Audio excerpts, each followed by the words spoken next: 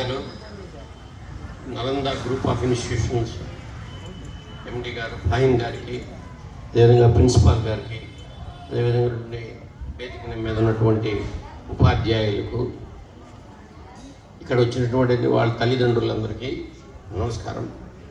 పిల్లలకు నా శుభాశీస్సులు.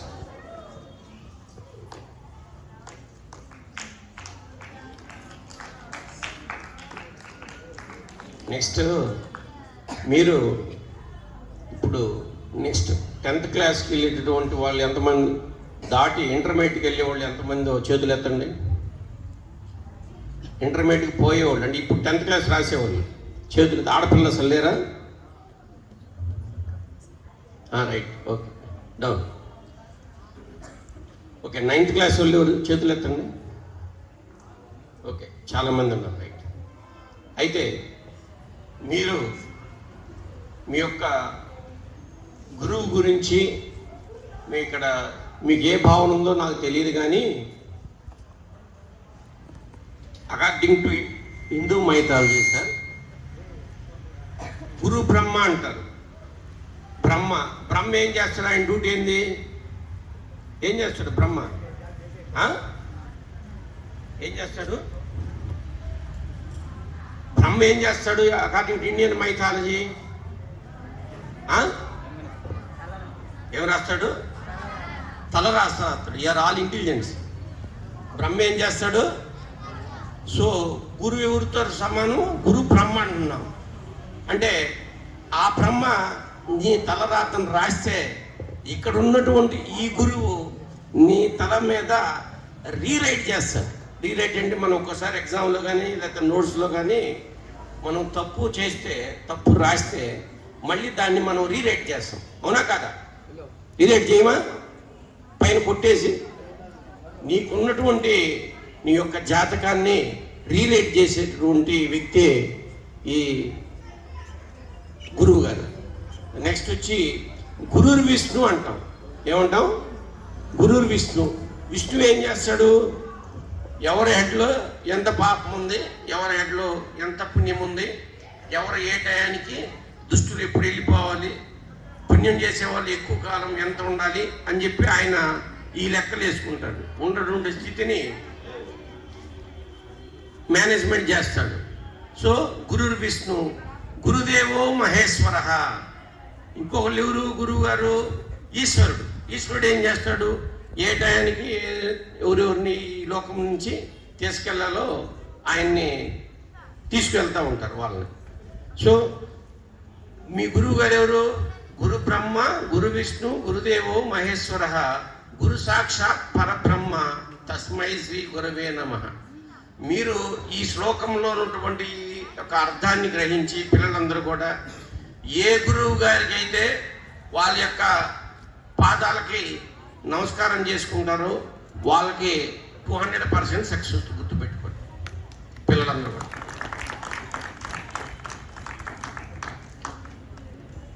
నెక్స్ట్ వచ్చి మీరు చదవటం. నెక్స్ట్ ఇంటర్మీడియట్ పోవటం అనేది, ఇంటర్ అంటే ఏమని అర్థం? ఇంటర్ సిటీ అంటారు ట్రైన్. ఇంటర్ అంటే ఏమని అర్థం? ఇంటర్ అంటే నై బాత్ కర్నా బెహన్ జీ, వైట్ షర్ట్, పంజాబీ. ఇంటర్ అంటే ఏమని అర్థం? ఇంటర్ సిటీ ఏమని అర్థం? ఎవరైనా చెప్తారా? పిల్లలు ఇంటర్ సిటీ తెలియదా? ఇంటర్ అంటే కూడా తెలియదా? ఏదో ఒకటి చెప్పండి. పోండి, మీకు తెలిసింది చెప్పండి. మీరు చెప్పిందంతా కూడా రైటే, మీకు తెలుసు. కాగితే సీగర్ అడుగుతున్నారని చెప్పట్లేదు. ఇంటర్ అంటే ఏమని అర్థం? ఇంటర్ సిటీ అంటే ఏమని అర్థం? ఇంటర్ సిటీ ట్రైన్ అంటారు, విన్నారా? ఆ పదం ఏం లేదా? ఏ పిల్లలు ఇంటర్ సిటీ పదం ఏం లేదా? Okay, right. ఇంటర్ అంటే మధ్యాహ్ని. అంటే ఏం మధ్యాహ్నం అంటే రెండింటి మధ్య. ఇంటర్ సిటీ అంటే రెండు నగరాల మధ్య నడిచే ట్రైన్ని ఇంటర్ సిటీ అంటారు. సో ఇంటర్ అంటే మధ్యాహ్ని. మీడియేట్ అంటే మీడియేషన్, మధ్యస్థం. సో దాన్ని ఎవరు క్రియేట్ చేశారు సార్? నాకు still it is amazing. Inter అంటేనేమో మధ్యనే, మీడియేట్ అయినా కూడా మధ్యనే. సో అంటే ఎందుకు క్రియేట్ చేశారు నాకైతే తెలియదు. అది చాలాసార్లు వేరే వాళ్ళు కూడా అనడం జరిగింది. కానీ అట్లాంటి స్థితే అది ఇంటర్మీడియట్ అంటే. ఎందుకంటే ఏందనేది, ఏమి చదవాలనేది తెలియదు. రెండు అప్పుడున్నటువంటి వయసు అంతా కూడా ఏం ఎంజాయ్మెంట్ ఏం చేయాలి, కొత్త సినిమా ఏమొచ్చింది, అల్లు అర్జున్ సినిమా ఏమొచ్చింది, లేకపోతే రామ్ చరణ్ గారి సినిమా ఏమొచ్చింది, లేదా ఇంకొకళ్ళ సినిమా ఏమొచ్చింది, పలానా హీరోయిన్ సినిమా ఏమొచ్చింది అని చెప్పి ఈ ఇంటర్మీడియట్ 2 సంవత్సరాలు మీ యొక్క మనసు వాటికి అంకితమైంది. గుర్తుపెట్టుకోండి, ఆడవాళ్ళు కానీ మగవాళ్ళు కానీ. అయితే మీరు ఎవరైతే ఈ ఇంటర్మీడియట్ జాగ్రత్తగా ఎక్కువ మార్కులతోటి 10th క్లాస్లో ఫస్ట్ క్లాస్ వచ్చింది అనుకోండి, ఇంటర్మీడియట్లో డిస్టింక్షన్ మార్కులతోటి ఎవరైతే పాస్ అవుతారో వాళ్ళు సూపర్ సక్సెస్ అవుతారు. గుర్తుపెట్టుకోండి. మీరు ఒక మనిషి అతని యొక్క లైఫ్ స్పాన్ 100 సంవత్సరాలు అయితే సుమారుగా 50 సంవత్సరాలు నిద్రపోయేదని సరిపోతుంది. అవునా కాదా? రాత్రి అంతా నిద్రపోతామా? రోజులు 24 గంటలు, 24 గంటలు 12 గంటలు రెస్ట్లోకి పోతాం. సో 50 సంవత్సరాలు నిద్రకు పోయింది. ఇంకెంత మిగిలింది? ఎన్ని సంవత్సరాలు మిగిలింది? 100లో 50 పోతే ఎంత? వెరీ గుడ్, 50 ఇయర్స్ మిగిలింది. 50 ఇయర్స్లో ఆడపిల్లలకు కానీ మగపిల్లలకు కానీ 18-20 ఏళ్ళకి ఏం తెలియదు. మగవాళ్ళకైతే 25 వయసు వరకు కూడా ఏం తెలియదు. సో యావరేజ్ మీద 20 ఏళ్ళకి వరకు ఆడపిల్లలకి ఏం తెలియదు, మగపిల్లలకి ఏం తెలియదు. ఇంకెన్ని సంవత్సరాలు మిగిలింది? 30 ఇయర్స్ మిగిలింది. కరెక్ట్. ఈ 30 ఇయర్స్లో మీరు ఇప్పుడు వరకు అంటే ఈ 10th క్లాస్ వరకు, 8th క్లాస్ వరకు, 9th క్లాస్ వరకు చదివింది ఒక ఎత్తు, అంటే ఒక భాగం, ఒక స్టెప్. ఇక్కడి నుంచి 8th, 9th, 10th, intermediate first year, second year, degree 3 సంవత్సరాలు. ఒక 5 నుంచి 7 సంవత్సరాలు, లేదు మ్యాక్సిమం ఒక 5 సంవత్సరాలు కానీ మీరు ఇద్దరు ఎక్స్ట్రా కరికులర్ యాక్టివిటీస్ అంటారు వాటిని, వాటి జోలికి పోకుండా ఉంటే లైఫ్లో సక్సెస్ మీకే వస్తుంది. గుర్తుపెట్టుకోండి. ఎప్పుడైతే ఈ 5 సంవత్సరాలు మీరు కష్టపడకుండా, మిమ్మల్ని ఎవరు అడగరు. గుర్తుపెట్టుకోండి, మీ పేరెంట్ అడగరు, మీ టీచర్స్ అడగరు, మీ ప్రిన్సిపాల్ అడగరు, ఎవరు అడగరు. ఏమి ఎట్ట కష్టపడుతున్నావు, చదువుతున్నావు అని ఇప్పుడు దాకా అడుగుతారు, ఇక నుంచి అడగరు. రాబోయే 5 సంవత్సరాలు అడగరు. గుర్తుపెట్టుకోండి. నువ్వు సెల్ఫ్ స్టడీ, నువ్వు చదువుకుంటే నువ్వు ఉన్నత మార్గంలోకి వస్తావు. నువ్వు చదువుకోలేదనుకోండి, నువ్వు ఉన్నత మార్గం నుంచి కింద పడిపోతావు. మీరు అనొచ్చు, చదివేనా సార్ అన్నిటికీ మూలం అని. అంటే చదువు కాకపోవచ్చు, ఇంకొక ఆప్షన్ ఉంది, డబ్బులు ఎవరుంటే వాళ్ళు ఇప్పుడున్నటువంటి ఈ సమాజంలో వాళ్ళు సక్సెస్ ఉంటుంది. మీ అందరి దగ్గర డబ్బులు ఉన్నాయా? మీ అందరూ 100,000 కోట్ల ఆస్తులు ఉన్నాయా? ఎన్ని ఆడపిల్లలు ఉన్నట్టున్నాయి, ఆడపిల్లల దగ్గర ఉన్నాయా? లేవా? 100,000 కోట్లు. లేకపోతే ఆ 100,000 కోట్లు ఎలా సంపాదించుకోవాలో చెప్పేదే చదువు మార్గం. సో అందుకని మీ అందరూ కూడా కష్టపడి చదువుకోండి, ఇష్టపడి చదవండి, ఎక్కువ గంటల సేపు చదవండి. అప్పుడే నీకు సక్సెస్ వచ్చింది. ఎప్పుడైతే టఫ్ సార్ ఇక్కడ ఇంటర్మీడియట్ ఉందో లేదో నాకు తెలియదు, అంటే ఎక్కడైనా సరే ఇంటర్మీడియట్ అనేది మోస్ట్ టఫ్, కరికులం కూడా టఫే ఉంటుంది. అక్కడ పోయితే వేరే బెంచ్ మార్క్ ఉంటుంది. సో ఇంటర్మీడియట్లో ఇంపార్టెంట్ వచ్చి మ్యాథమెటిక్స్, ఫిజిక్స్, కెమిస్ట్రీ. ఈ 3లో ఎవరైతే అగ్రెసివ్గా ఉంటారో, ఎవరైతే 100 మార్కులు 99 మార్కులు సంపాదిస్తాడో, ఐదర్ డిస్క్రిప్టివ్ ఆర్ ఆబ్జెక్టివ్ మోడల్లో వాడే సక్సెస్ అవుతుంది. గుర్తుపెట్టుకోండి. అయితే మీ మీద ఎవరు ఒత్తిడి చేయరని కూడా చెప్పాను. ఇప్పుడున్న కాలమాన పరిస్థితుల్లో మీకై మీరే చదువుకోవాలి. మీరు చదవలేదనుకోండి, ఇబ్బంది ఏమి లేదు. ఆడోళ్ళకి ఒక ట్రేడ్ ఉంది, ఒక వ్యాపారం ఉంది ఆడోళ్ళకి. ఏ వ్యాపారం ఆడోళ్ళు? ఏ వ్యాపారం ఆడోళ్ళకి? వంట ఎవరు చేయనిస్తారు సార్, భలే ఉండే. అంట్లు కడగటమే, వంట దాకా పోనీరు. వంటోటి దగ్గరికి పోయామనుకో, ఫస్ట్ నేను పని చేస్తామంటే మీరు పని చేయటం కదా, అంట్లు కడగండి అంటాడు. వంట నేర్పడం మనకు. సో ఆడోళ్ళకి ఏం ట్రేడ్ ఉందంటే వాళ్ళ యొక్క సొంత ట్రేడ్ వచ్చి అంట్లు కడగటం, మీరు అది చేసుకోవచ్చు. మగాళ్ళకి ఇంకో ట్రేడ్ ఉంది, ఏంటిది? పశువులు కాయటం, బేలు దారిపించడం, లేకపోతే ఈ వీధులన్నీ శుభ్రం చేయటం, లేకపోతే మన మున్సిపాలిటీ వాళ్ళు బయటకు తీసుకెళ్తారు ఈ చెత్త అంతా, ఆ చెత్తకు ఒక గాదుగా ఉండటం, ఇవన్నీ ఉంటాయి. ఇబ్బంది ఏం లేదు, చదువుకోమని ప్రెజర్ అయితే చేయను నేనైతే. కానీ చదువుకుంటేనేమో మీరు నాలాగా రావచ్చు, ఈ జిల్లా కలెక్టర్గా రావచ్చు, ఈ జిల్లా ఎస్పీగా రావచ్చు, లేదా ఇక్కడ ఆర్డీఓగా రావచ్చు, ఇక్కడ ఎంఆర్ఓగా రావచ్చు. అంతబడి గ్యారెంటీ. మీరు కానీ ఈ స్కూల్ టాపర్ అయి ఉంటే, ఈ డిస్ట్రిక్ట్ టాపర్ అయి ఉంటే మిమ్మల్ని మాత్రం ఏదో ఒక పొజిషన్లో గ్యారెంటీ చూస్తారు, రాసుకోండి.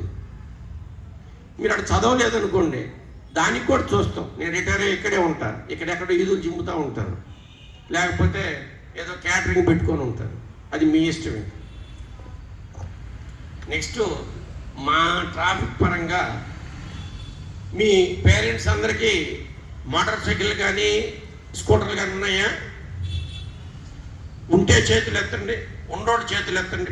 మీకు కాదు, పేరెంట్స్కి. మీకు ఎవరు కొనిపిస్తారు? మీకు ఎవరు కొనిపించరు, మీరు లైసెన్స్డ్ కాదు కాబట్టి. చేతులు ఎత్తండి. మోటార్ సైకిల్ లేదా, స్కూటర్ లేదా మీ నాన్నగారికి కానీ మీ అమ్మగారికి కానీ? Okay, right. సగం ఎత్తిందంటే ఓన్లీ ఫ్రంట్ టైర్ ఉందని, రైట్, డౌన్. అయితే మా సబ్జెక్ట్ కూడా చెప్తాను. ఎవరికైతే 2 వీలర్ ఉందో వాళ్ళు కంపల్సరీగా హెల్మెట్ ధరించండి అని చెప్పి రిక్వెస్ట్ చేస్తూ ఉన్నాను. ఎందుకు హెల్మెట్ ధరించాలని అంటే దాని ఇంపార్టెన్స్.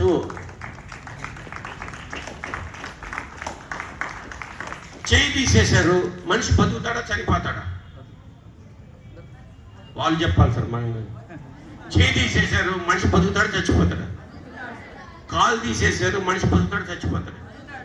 తల తీసేశాడు, మనిషి బతుకుతాడు చచ్చిపోతాడు. బతకడా? గ్యారంటీనా? ఎస్.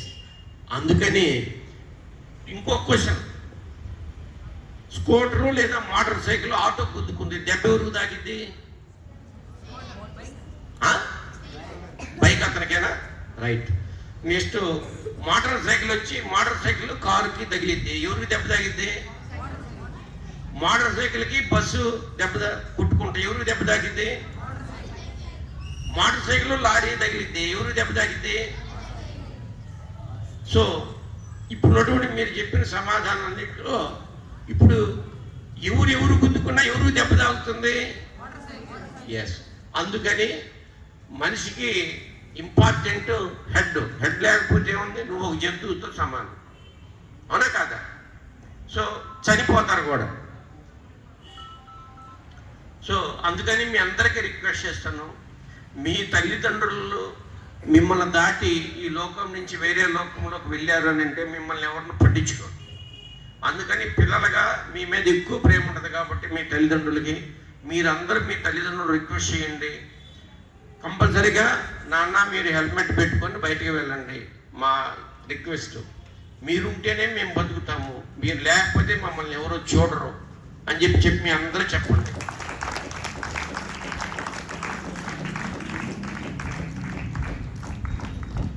దానివల్ల అడ్వాంటేజ్ ఏంటంటే దాదాపు 39% ప్రమాదాలు 2 వీలర్స్ వల్ల దొరుకుతున్నాయి. Next 89% cause of death head injury వల్ల జరుగుతుంది. సో అందుకని మనం ఇగో ఈ ఫోన్ ఉంది, ఈ ఫోన్ వాస్తవంగా పిచ్చిది మనం క్రియేట్ చేసింది నాకు తెలిసి. దీనికి 1200 పెట్టి శాంసంగ్ అని చెప్పి మా అబ్బాయి కొని వదిలేస్తే ఎందుకు వేస్ట్ చేయడం అని నేను తీసుకున్నాను. ఆయన దీనికి స్క్రీన్ లేకుండా నాకు ఇచ్చాడు, నేను స్క్రీన్ వేసుకున్నా. అంటే ఇది ఒక 50,000 రూపాయల ఫోన్కి దాదాపు 1,800 రూపాయలు పెట్టి శాంసంగ్ షోరూమ్ పోయి దీనికి స్క్రీన్ గార్డ్ వేయించాను, వెనక పౌచ్ చేయించాను, ఇంకో 400 పెట్టి మొత్తం 2,200 దీనికి ఖర్చు పెట్టాను. దీని యొక్క లైఫ్ స్పాన్ 5 years ఉంటుంది. సో 5 సంవత్సరాల లైఫ్ స్పాన్ కలిగినట్టు ఈ ఫోన్కే 2000 పెడితే 100 సంవత్సరాల లైఫ్ స్పాన్ కలిగినటువంటి ఈ తలకి మీరు ఎంత ఇంపార్టెన్స్ ఇవ్వాలి, ఎన్ని వేల ఖర్చు పెట్టాలి? సో మేము అంత ఖర్చు పెట్టమని చెప్పట్లేదు.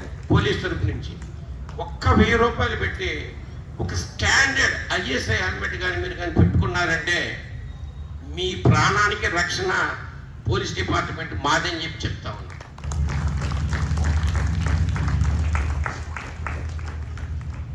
నెక్స్ట్ మీ యొక్క వ్యక్తిగతమైనటువంటిది ఇది మీ అందరికీ ఆడపిల్లలకు కానీ మగపిల్లలకు కానీ చెప్తా ఉన్నాను. కొంత వయసుకు వచ్చేసరికి బాడీలో చేంజెస్ వస్తూ ఉంటాయి. వచ్చినప్పుడు నాకు తెలిసినటువంటి ఫిజిక్స్లో మగాళ్ళది వచ్చి పాజిటివ్ మైండ్ సెట్ ఎనర్జీ, ఆడవాళ్ళది వచ్చి నెగిటివ్ ఎనర్జీ. మీరు 7వ తరగతిలో కానీ 8వ తరగతి కానీ అయస్కాంతం తత్వాన్ని గురించి నేర్చుకుని ఉంటారు. ఏంటిది అయస్కాంత తత్వం యొక్క మొదటి లక్షణము? ఏంటిది అయస్కాంత తత్వం యొక్క మొదటి లక్షణం? ఎవరో చెప్తా ఉన్నారు. ఏంటిది? అట్రాక్టివ్. ఏం పోల్స్? సేమ్ పోల్సా ఆపోజిట్ పోల్సా? Yes, very good, you are all intelligence. Second point చెప్పారు. సో ఒకటి -5 పోల్, ఒకటి పాజిటివ్ పోల్. అబ్బాయిలు వచ్చి పాజిటివ్ పోలు, అమ్మాయిలు వచ్చి నెగిటివ్ పోల్. సో ఇవి రెండు ఆకర్షించుకుంటాయా వికర్షించుకుంటాయా? Yes, very good. సో అబ్బాయిలు అమ్మాయిల మధ్య ఆకర్షణ అనేది ఇట్ ఈస్ వెరీ న్యాచురల్. అయితే ఒకటే గుర్తుపెట్టుకోండి, అమ్మాయిలందరూ కూడా అంటే అబ్బాయిలకు లేదా అని అంటారేమో. అబ్బాయి అనేవాడు ఒక వెరీ దున్నపోతుతో సమానం, ఒక అడవి దున్నతో సమానం. కానీ కుటుంబాన్ని మొత్తాన్ని తీర్చిదిద్దాల్సింది అమ్మాయి, గుర్తుపెట్టుకోండి. మీ అందరికీ చెప్తా ఉన్నాను, మీరు కావాలంటే టెస్ట్ చేసుకోండి, తప్పులేదు. వేమారెడ్డి చెప్పిన ప్రతి మాట if you can search it, it will appear in Google standard are if it appears in any other personals character. అమ్మాయిని ప్రేమిస్తున్నాను అనేటువంటి వచ్చేవాడు ఎవడు అని అంటే, నెంబర్ 1 దొంగ. అమ్మాయిని నేను ప్రేమిస్తున్నాను అనేటువంటి వాడు ఫస్ట్ ప్రయారిటీ దొంగ. ఎవడైతే దొంగతనం చేస్తాడో వాడి పని పాట ఉండదు కాబట్టి అమ్మాయిని ప్రేమిస్తానని వెంటపడతాడు. Number 2 auto driver. ఎందుకు? వాడి దగ్గర డబ్బులు ఉంటాయి. ఇక్కడి నుంచి మనల్ని ఆత్మకూరు బస్ స్టాండ్ దగ్గర దాకా తీసుకుపోతే ఒక 100 రూపాయలు ఉంటాయి. సో వాడు వాళ్ళ అమ్మ నాన్నకు ఆ డబ్బులు ఇవ్వడు. ఆ రోజు రెంట్ ఏదో 500 300 ఇస్తాడు, మిగతా 300 600 వాడు జేబులో పెట్టుకుంటాడు, వాడు ఖర్చు చేసుకుంటాడు. ఆ ఖర్చు మీకు పెడతాడు. నెక్స్ట్ వచ్చి థర్డ్ వచ్చి రిఫ్రాపర్ వెదవ. ఆడపిల్లకి ప్రపోజ్ చేస్తే రిఫ్రాపర్ అంటే వాడు ఏం ఉండదు, ఆ రోడ్డు ఏమో టీ తాగుతా తిరుగుతూ ఉంటాడు, నీ కళ్ళి చూస్తా తదేకంగా. నెక్స్ట్ ఫోర్త్ వచ్చి మీ క్లాసులో ఎవరికైతే చదువు రాదో వాడే లవ్ అని వెనక పడుతుంటాడు, గుర్తుపెట్టుకో. చదువు వచ్చినోడు ఎవడు ఏ ఆడపిల్ల ప్రపోజ్ చేసినా కూడా మీకు పడడు, take it granted. Next human సైకాలజీలో పెద్ద పెద్ద సైకాలజిస్ట్ ఉన్నారు. దాంట్లో ఫాదర్ ఆఫ్ హ్యూమన్ సైకాలజీ అనేది సిగ్మండ్ ఫ్రాయిడ్ అని ఆయన ఉన్నాడు. ఆయన ఏం చెప్తాడంటే, మనిషి అనేవాడు అవకాశవాది, గుర్తుపెట్టుకో. మీరు ఎవరైనా సరే ఒక అబ్బాయికి ఒక అవకాశం ఇచ్చారంటే ఆ అవకాశాన్ని వాడుకొని మిమ్మల్ని వదిలేస్తాడు. ఇది యూనివర్సల్ ఫినామినా, గుర్తుపెట్టుకోండి. తర్వాత సమస్య అంతా మీరే ఫేస్ చేయాలి. అంతకాకుండా మీరు బాగా కష్టపడి చదువుకొని ఎవరు ప్రపోజ్ చేసినా లేకపోతే ఎవరు అట్రాక్ట్ చేసినా వాళ్ళ విధానంలోకి మీరు పోకుండా ఉంటే, మీరు ఉద్యోగం చేస్తే మీకు చేతులు కట్టుకొని మీరు ఏమి చెబితే అది వినేటటువంటి భర్త వస్తాడు, గుర్తుపెట్టుకో. మీకు చేతులు కట్టుకొని మీరు చెప్పేది వినేటటువంటి భర్త కావాలా, లేకపోతే రిఫ్రాపరు, దొంగ, ఆటో డ్రైవరు, పనికి మాలినోడు, చదువు రానోడు భర్తగా కావాలని మీరే డిసైడ్ చేసుకుంటారు. మీరు ఉన్నత స్థానంలో ఏదో ఒక కంపెనీలో నెలకు 20 లక్షలు 30 లక్షలు ప్యాకేజీ ఉంటే మీరు ఆర్థికంగా స్థితిమంతులు ఉంటారు కాబట్టి ఆటోమేటిక్గా వచ్చేటువంటి భర్త అణిగిమణిగి ఉంటాడు. గుర్తుపెట్టు. అట్లా లేదనుకుంటే వాడు మిమ్మల్ని డైరెక్ట్ చేస్తాడు. సో అందుకని మీ అందరూ కూడా కష్టపడి చదువుకోండి. ఇక్కడ తల్లిదండ్రులు ఎంతమంది వచ్చారో నాకు తెలియదు కానీ సార్, వచ్చినటువంటి తల్లిదండ్రులందరూ ఒకటే చెప్తాను, మీరందరూ మీ అబ్బాయి అయినా సరే అమ్మాయి అయినా సరే మీరు ఎంత ఎక్కువసేపు మీ పిల్లలతో మాట్లాడితే అంత మంచి రిజల్ట్ వచ్చింది. గుర్తుపెట్టుకోండి. మీరు ఎప్పుడైతే మీ పనుల్లో పని ఉన్నా లేకపోయినా, ఇప్పుడంతా కొత్త టెక్నాలజీ వచ్చింది సార్. ఫోన్, అమ్మకి ఏం పని ఉండదు, ఫోన్ చూస్తూ ఉంటుంది. ఆ పాప ఏదో అడిగిద్ది, వయసులో కొన్ని డౌట్స్ వస్తూ ఉంటాయి, యుక్త వయసుకు వస్తూ ఉన్నారు కాబట్టి నాకేం తెలియదు పోవడదు, ఏం ఫోన్ చూసుకుంటుంది. సో ప్రతి మనిషి యొక్క హృదయము లేదా మనసు స్వాంతన కోరుకుంటుంది. గుర్తుపెట్టుకోండి. ఏంటిది? ఏం కోరుకుంటుంది? స్వాంతన. ఏం స్వాంతనది? సపోజు మీ మ్యాథమెటిక్స్ టీచర్ మిమ్మల్ని తిట్టాడు అనుకోండి. తిడితే మీకేమనిపించింది? ఈ తిట్టిన విషయము ఎవరో ఒకళ్ళకి చెప్పాలి. గుర్తుపెట్టుకోండి. చెప్పకపోతే మీ మైండ్ పగిలిపోద్ది. That is human psychology.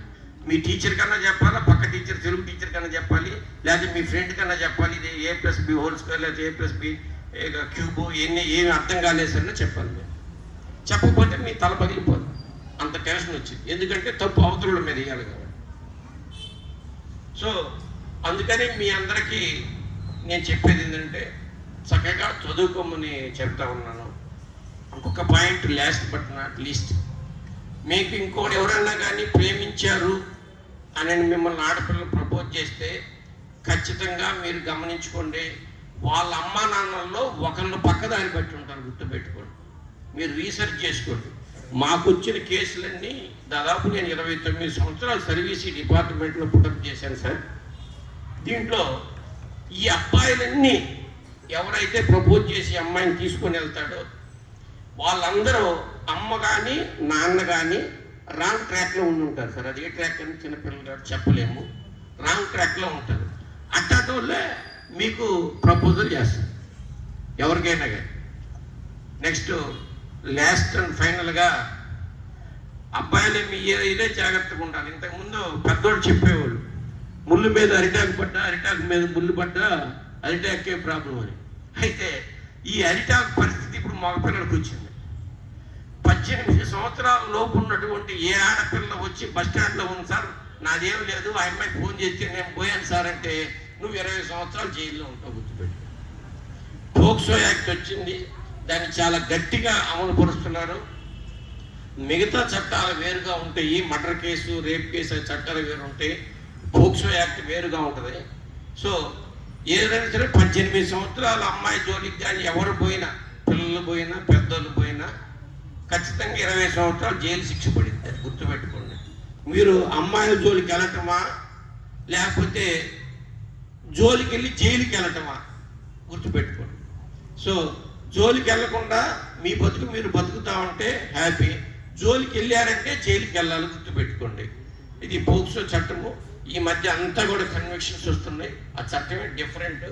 So అందుకని ఎవరు కూడా అబ్బాయిలకి ఎవరిని అమ్మాయి వస్తా అన్నా కూడా తల్లి దండం, తల్లి మాతృదేవోవ, నేను ఆడవాళ్ళకి పోవట్లేదు, ఇది పోయే సంవత్సరం 28వ సంవత్సరం 29వ సంవత్సరం వచ్చింది, అప్పుడు మాట్లాడదాం, ఇప్పుడు వద్దని చెప్పండి అని చెప్పి అబ్బాయిలందరికీ రిక్వెస్ట్ చేస్తూ ఉన్నాను. Thank you very much giving the opportunity to me to speak and spend with you. Thank you sir.